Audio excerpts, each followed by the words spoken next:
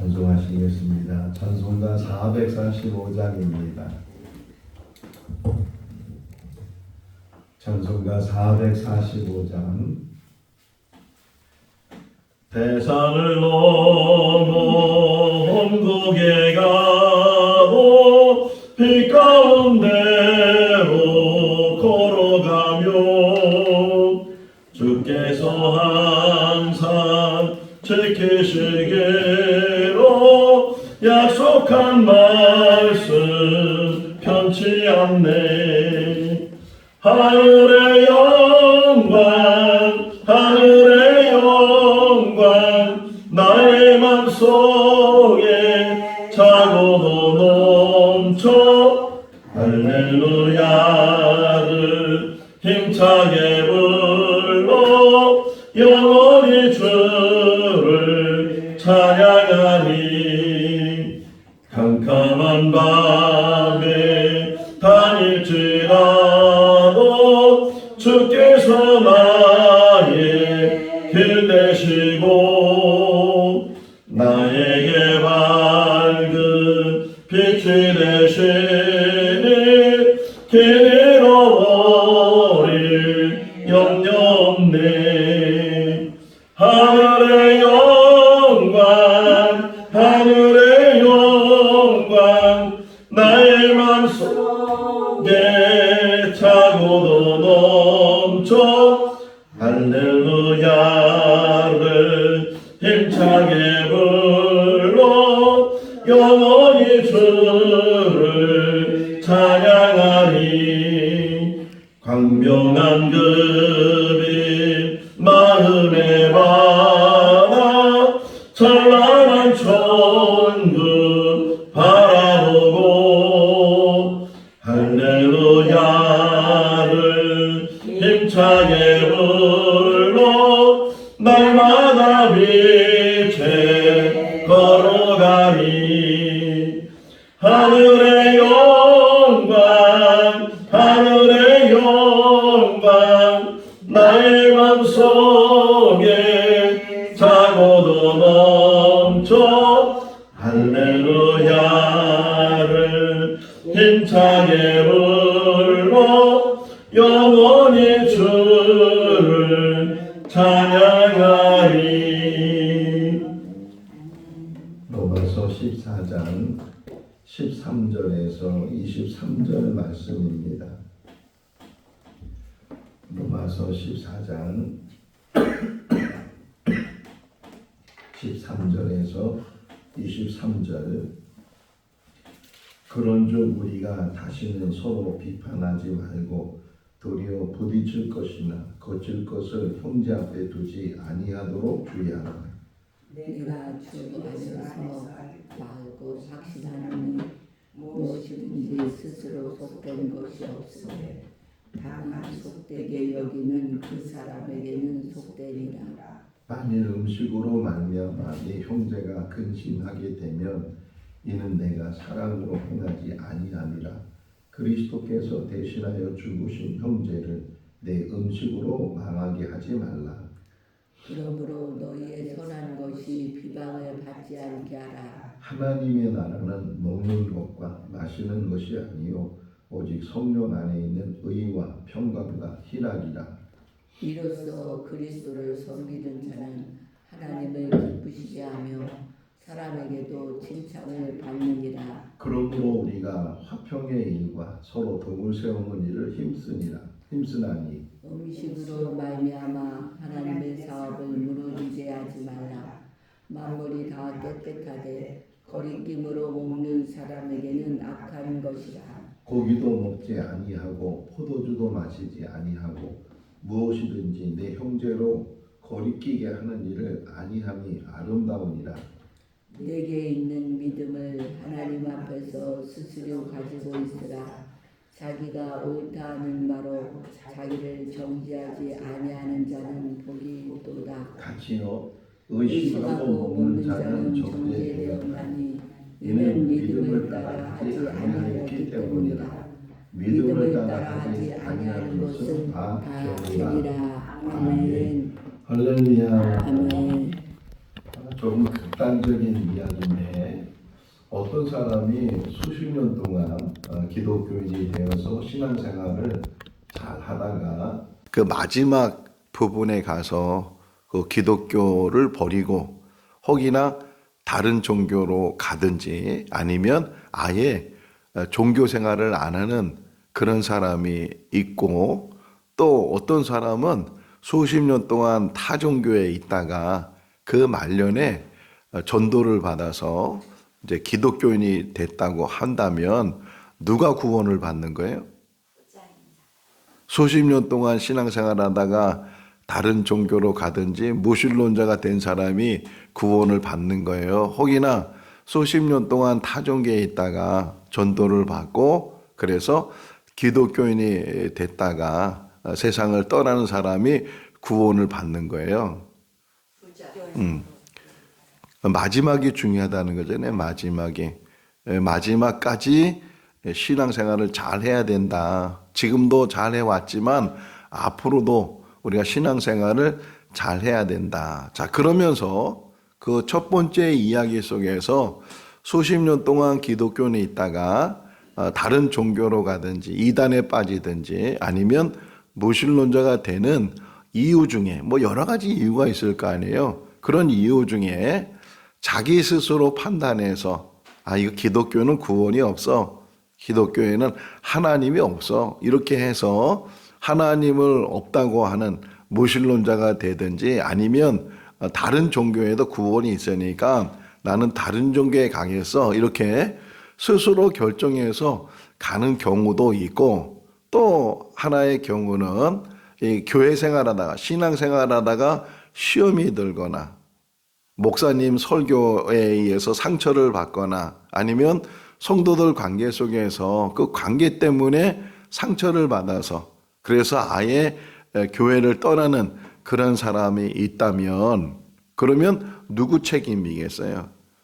스스로 생각을 해서 판단을 해서 다른 종교로 가거나 무신론자가 되거나 하는 것은 그 사람 책임이겠지만 혹이나 목사님 때문에 또는 누구 성도 때문에 내가 신앙생활 안 하겠다, 하나님을 안 믿겠다 그러면 그것이 우리의 책임이라는 거예요. 오늘 바울이 그 얘기하는 거예요. 바울이 음식 먹는 것 때문에 이 음식 때문에 혹이나 믿음이 연약한 자들이 그 시험이 들게 되고 상처를 받게 되면 그게 누구 책임이겠느냐 하는 거예요. 지금 고린도전서 8장에도 나오죠. 우상 제물 문제를 가지고 고린도 교회 성도들 중에 믿음이 연약한 사람들이 아니 기독교인이면서 우상 제물을 먹어 이래 가지고서 시험 들 때는 사도 바울이 말하잖아요. 내가 정말 그런 일이 생긴다면 나는 평생 고기를 먹지 않겠다. 그것 때문에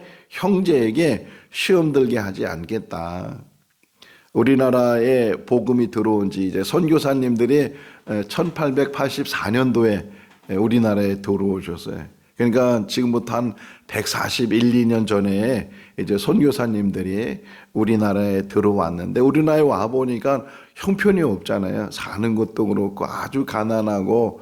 근데 문제는 농번기, 농한기 이렇게 우리 농사가 중심이었으니까 그런데 이 농한기 때에 이 사람들을 보니까 계속 술에 취해 있고 도박에 빠져 있고 어린애들도 막 담배를 피우고 막 그러니까 이 복음 전하는 일에 문제도 있고 술 취해가지고서 이렇게 신앙생활 제대로 할 수 있겠나 뭐 그런 여러 가지 이유 때문에 7가지 항목을 만들었어요. 7가지 항목 중에서 맨 마지막 항목이 술과 담배를 하지 말자. 신앙생활 하려면 바르게 하려면 술과 담배를 하지 말라. 이렇게 해서 어떤 면에서는 계몽적인 어떤 일이에요. 그러다 보니까 우리 한국 교회의 전통이 술하면 안 되고 담배 태우면 안 되고 이것이 교회 안에 아니 뿌리 박혀 있잖아요. 심지어는 1914년도에 이제 교회에 중직자를 세울 때 제일 먼저 보는 것 중에 하나가 술, 담배 하는 사람은 장로로 세우지 말자. 뭐 이런 결의까지 할 정도로 그렇게 주초 문제가 아주 심각해요. 제가 청년 때도 그것이 논쟁이 되고 이렇게 토론할 때 이 기독교 청년들이 술을 먹어도 되느냐 안 되느냐, 담배를 피워도 되느냐 안 되느냐, 뭐 그런 것 때문에 막 토론도 하고 그런 기억이 나는데, 뭐 지금에 와서는 술 담배에 대해서 크게 관여를 안 하고, 뭐 술 먹는 사람 담배 알지도 못하지만 그런 부분에 있어서 얼마든지 너그럽게 우리가 생각을 하게 되는데, 그때만큼은 옛날 그 선교사님들부터 전통적으로 내려오면서 교회 다니는 사람들은 술도 안 하고 담배도 안 한다. 물론 그렇게 건강적인 문제도 그렇고 또 신앙생활 바르게 하려면 그런 부분에서 절제라는 게 중요한 부분인데, 근데 어떤 면에서 또 이것이 걸림돌이 되는 거예요. 저도 전도 이렇게 하다 보면 나는 술을 해서 교회를 못 나가겠다고, 남면 아직도 담배를 못 끊어서 교회를 못 나가겠다고, 이 술 담배 문제 때문에 예수 믿는 일에 걸림돌이 되는 그러한 일들. 분당의 어느 교회에서는 아예 교회 안에다가 흡연실을 만들어 놨어요. 흡연실. 여기는 교회 안에서도 얼마든지 담배 태울 수 있는데 아무 데서, 뭐 일반 건물에도 마찬가지잖아요. 아무 데서 담배 태우면 안 되니까 흡연실을 이렇게 만들어 두는 것처럼 교회 안에다 흡연실을 만들어 놨어요. 그러면 그 안에 들어가서 사람이 담배 태우는 사람이 그 안에서 담배를 태울까요, 안 태울까요?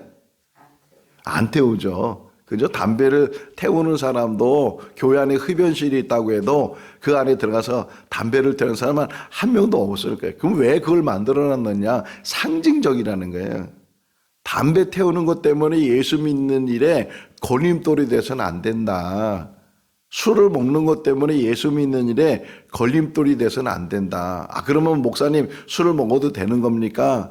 술을 권장하는 건가? 그렇진 않지만 그런 부분 때문에 신앙의 본질적인 어떤 신앙에, 예수님께서 이렇게 잔치집에 많이 가시고 뭐 잔치집에만 포도주도 마시게 되고 그러잖아요. 또 그런데 그거 사람들이 이렇게 얘기하는 게, 아니 세례 요한은 금식도 많이 하고 절제도 많이 했는데 어떻게 당신 스승은 저렇게 잔치집에 가서 세리들하고 죄인들하고 즐겨 먹으면서 저렇게 뭐 못 먹는 거 없이 다 먹느냐고 이렇게 시비를 거는 경우도 있거든요. 또 때로는 이 손을 안 씻고 제자들이 음식을 먹으니까 저 사람들은 전통을 지키지 않았다고 손을 씻고 음식을 먹어야 되는데, 장로의 전통은 손을 씻으라고 했는데 손도 안 씻고 먹었다고. 그랬을 때 예수님이 하시는 말씀 중에 하나가 뭐예요? 사람을 더럽게 하는 것은 먹는 것이 아니고 그 속에서 나오는 것이다.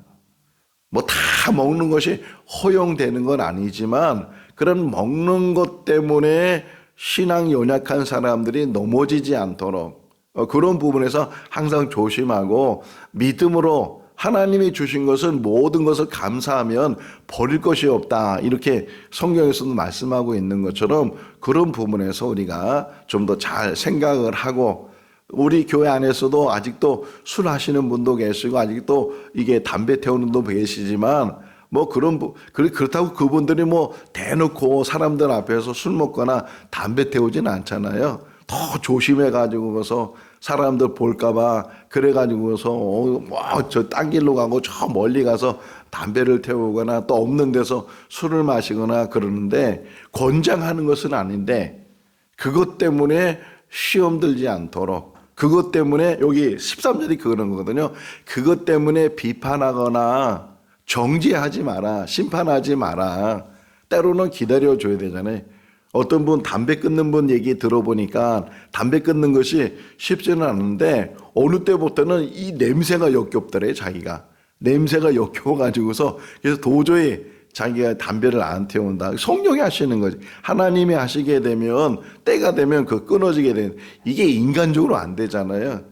술 잘하는 사람, 담배 많이 피우는 사람은 연초만 맨날 결심하죠. 내가 올해는 술을 안 먹겠다. 올해는 내가 담배를 끊어버리겠다. 어떤 사람은 담배 끊는다고 막 담배를 가위로 잘라기도 하고 막 그렇게 여러 가지 해도 또 어느 때가 되면 또 자기도 모르게 손이 담배라고 하고 자기도 모르게 술을 먹게 되고 이제 그러는데, 그런 부분에서 그러면 우리도 그렇게 하면 되겠네요. 그게 아니고 우리는 벌써 다 그게 절제가 되고 아예 그것이 몸에 배 있어서 술도 멀리하고 담배도 안 태우고 그런 신앙생활을 지금 하고 있으니까 그런 사람들은 그렇게 잘 신앙생활을 하고 그것 때문에 뭐 큰 죄가 되고 그것 때문에 구원을 못 받고 그런 건 아니잖아요. 거기나 그럼에도 불구하고 아직도 신앙생활 하지만 또 직분을 가지고 있지만 술, 담배 하는 일에 대해서 우리가 때로는 정말 보아도 알아도 들어도 못 본 척하고 못 들은 척하고 모르는 척하고 기다려주고 때가 되면 언젠가는 때가 되면 그 모든 일들이 자연스럽게 해결되니까 그런 부분에서 정죄하지 마라. 그런 부분에서 우리가 판단하지 말고 비판하지 마라. 그 문제를 지금 사도 바울이 다루고 있어요. 13절 읽으면서 제가 은혜가 되는 것은 항상 은혜가 되는 게 있어요. 13절 한번 다시 한번 읽어볼까요? 그런즉 우리가 다시는 서로 비판하지 말고 거치는 것을 형제 앞에 두지 아니하도록 주의하라. 제가 은혜 받은 것은 그 13절 말씀에 다시는 그런 말에 은혜를 받은 다시는 이 말은 뭐냐면 이제까지는 그렇게 했다 할지라도 이 말이 이제까지는 그렇게 판단하고 비판하고 또 이게 막 사람들의 시위 그런 부분에서 정죄하고 이런 일이 혹이나 있었다 할지라도 뭐라는 게 다시는 이 말은 지금부터는 지금이라도 이런 말이잖아요. 지금이라도 그런 일들에 비판하지 말고 그런 일에 정죄하지 말고 그런 일에 딱 끊어서 저 사람은 이거 하는 사람 저 사람은 안 되는 사람이야 이렇게 우리가 뭐 무 자르듯이 두부 자르듯이 그냥 딱 잘라서 그렇게 하지 말아라. 좀 더 너그러운 마음을 갖고 좀 더 기다려주는 마음을 갖고 그 모든 일에 있어서 항상 예수님도 강조하는 게 너는 비판하지 말라. 그런 비판을 너희도 비판을 받게 될 것이다 말씀하시고 또 바울 역시도 마찬가지로 자기가 깨달은 게 항상 우리가 조심해야 되는 것은 남은 잘 보이잖아요. 다른 사람은 잘 보이는데 자기를 못 보니까 오히려 자기가 더 허물이 많을 텐데 그 허물을 보지 못하고 남의 허물만 자꾸만 들어 보이잖아요. 예수님께서 뭐라고 말씀하셔요? 남의 눈에 있는 티를 보지 말고 내 눈에 있는 들보를 먼저 보고 들보가 있다면 그 들보가 눈에 들어가요? 어마어마하게 큰 건데 그런 들보가 있다고 하는 것은 더 많은 허물이 있을 수 있다.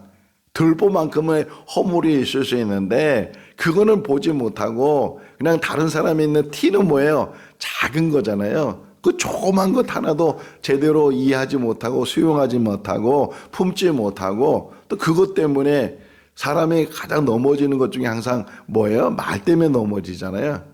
말로 인해 상처받게 되고 말 때문에 그 거리가 깨어지게 되는 그런 일들이 참 많이 있는데 그런 뭐라 그러세요? 13절 끝부분에 보게 되면 항상 주의해라. 목회자는 이렇게 설교를 많이 해야 되고 말을 많이 해야 되니까 정말 여러 가지 말을 하게 되는데 그 말이라는 게 참 듣는 사람의 입장에서는 주관적이 돼버린다고요. 아무리 객관적인 설교를 해도 듣는 사람은 주관적으로 그 설교를 듣게 되니까 어느 때는 그 설교가 은혜의 어떤 말씀이 되지만 또 어느 때는 그것이 막 어떤 감정적인 그런 문제가 되기도 하고 그런 부분이 참 어렵잖아요. 그러니까 그런 부분에서 항상 우리가 말과 행함에 있어서 항상 주의하는 것. 거치는 거라 하잖아요. 부딪힐 것이나 거치는 것을 형제 앞에 두지 않도록 더 우리가 조심해야 되고 더 우리가 바르게 있어야 되고 항상 좋은 영향력을 끼치는 사람이 돼야 되는데 그러지 못하게 되면 그래서 항상 흔히 옛날에 그런 말 있잖아요. 손가락질 하지 말라는 게 손가락질하면 그 사람에 대해서 하나를 가리키지만 나머지는 뭐예요?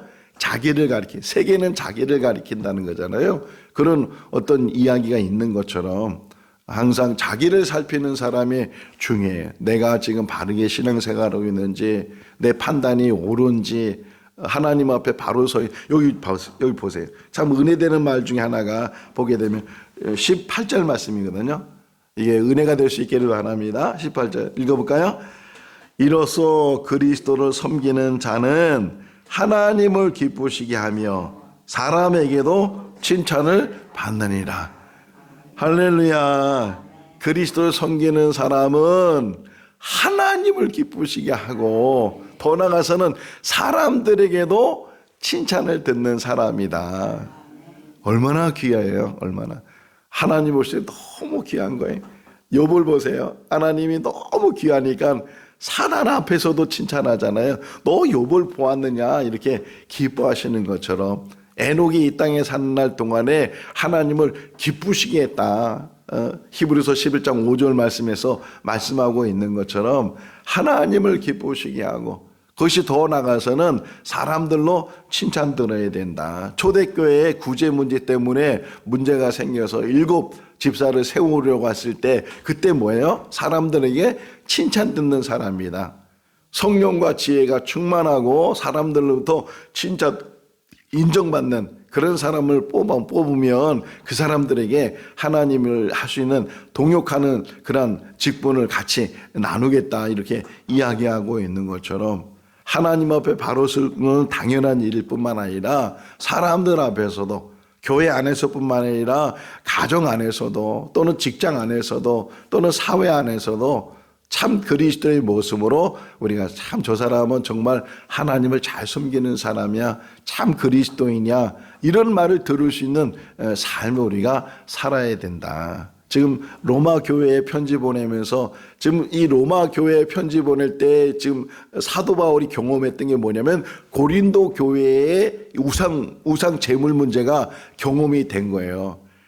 그러니까 지역은 달라도 어디든지 지금 우상 제물이 어디든지 만연되어 있잖아요. 고기 먹는 일에 대해서 만연되어 있으니까 너희가 음식 먹는 그 문제 때문에 여기 그 얘기 한번 보세요. 15절이거든요. 15절 읽어볼까요?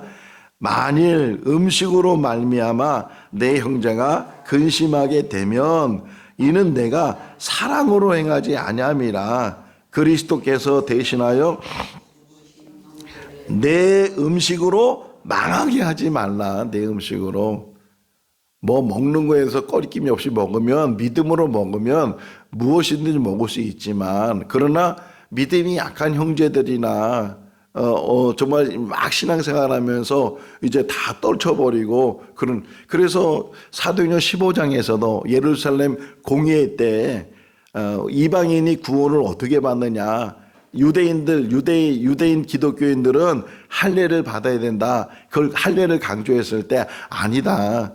할례 받는 것이 구원이 이루는 것이 아니고 믿음으로 구원을 받는 거다. 예수를 영접하기만 하면 그 믿음으로 구원을 받는 거다. 결론적으로는 할례를 받지 않아도 예수를 구주로 영접하면 그 사람은 하나님으로부터 구원을 선물로 받는다. 이렇게 결론을 내렸어요. 그러면서 붙인 조항이 뭐냐면 그럼에도 불구하고 우상 제물을 먹으면 안 된다. 음행하지 말아야 되고 피를 먹으면 안 되고 우상 제물을 먹으면 뭐 이런 이야기들을 한 것은 우상 제물을 먹고 안 먹고가 구원의 문제가 아니고 예수 그리스도를 구주로 영접하면 구원을 받는 일인데 구원을 받는 사람이 그래도 이 땅에 살면서 그 구원받은 사람의 행위 속에서 그런 부분에 음행해도 된다? 아니라는 거잖아요. 음행하면 안 되고 피는 먹지 말라고 늘 구약에서부터 말하고 있으니까 피를 먹지 말아야 되고 또 우상의 제물도 할 수만 있다면 먹지 말아야 된다. 그런 부분을 금지시킨 그런 이야기를 보는 것처럼 여기서도 마찬가지. 만일 네가 음식을 먹는 일 때문에 형제가 그것 때문에 시험이 들거나 그것 때문에 문제가 생기게 되면 너는 그것을 사랑으로 행하지 않은 것이다. 예수 그리스도께서 구원시킨 자를 네 행위를 통해서 만약에 그가 그 믿음을 잃어버리게 되면 그게 어떻게 되겠느냐. 그래서 예수님 그런 말씀하잖아요.